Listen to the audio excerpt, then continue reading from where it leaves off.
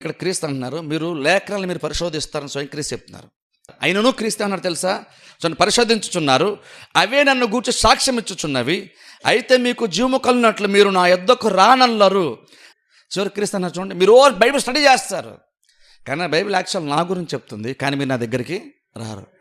ఒకసారి మీరు ఊహించుకోండి, ఒక విశ్వాసే బైబిల్ డీప్గా స్టడీ చేస్తున్నాడు, కానీ ఆ బైబిల్ క్రీస్తు గురించి చెప్తుంది, కానీ క్రీస్తు దగ్గర రాడు, ఇంకొన్ని బైబిల్ స్టడీ చేస్తున్నాడు. క్రీస్తు దగ్గర రాకుండా క్రీస్తు గురించి రాయబడినటువంటి బైబిల్ స్టడీ చేసే వాళ్ళు ఉంటారా? అది కూడా సాధ్యమా? క్రీస్తు గురించి రాయబడినటువంటి బైబిల్ను స్టడీ చేస్తూ నువ్వు క్రీస్తు దగ్గరికి రాకుండా ఇందులో క్రీస్తుని చూడకుండా ఉండేటువంటి బైబిల్ స్టడీ కూడా ఉంటుందా? అంటే క్రీస్తు స్వయంగా అన్నారు ఉంటుంది అంటున్నారు. ఇందులో జీవం ఉంటుంది, ఇందులో జీవం అంటే నా గురించి ఉంటుంది. ఇందులో మీరు అంత లోతుగా స్టడీ చేస్తున్నారు, కానీ మీరు నా దగ్గరికి మీరు రారు. అందుకే మీకు నిత్య జీవం కూడా మీకు ఉండదు. నరకంలోకి వెళ్ళేటువంటి వాళ్ళు బైబిల్ లోతుగా కూడా స్టడీ చేసే వాళ్ళు ఉంటారని క్రీస్తు స్వయంగా చెప్తున్నారు. అందుకంటే చూడండి, బైబిల్ జ్ఞానం సంపాదించిన ప్రయత్నం చేయకండి. కేవలం బుర్ర నింపుకోవడానికి గురించి అయితే కాదు మనం బైబిల్ స్టడీ చేసేది.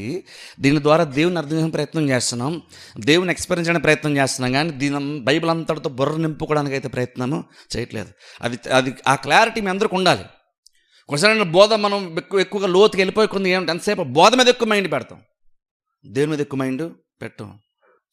అందుకని బైబిల్ నాలెడ్జ్కి ఇంప్రెస్ అవ్వకండి.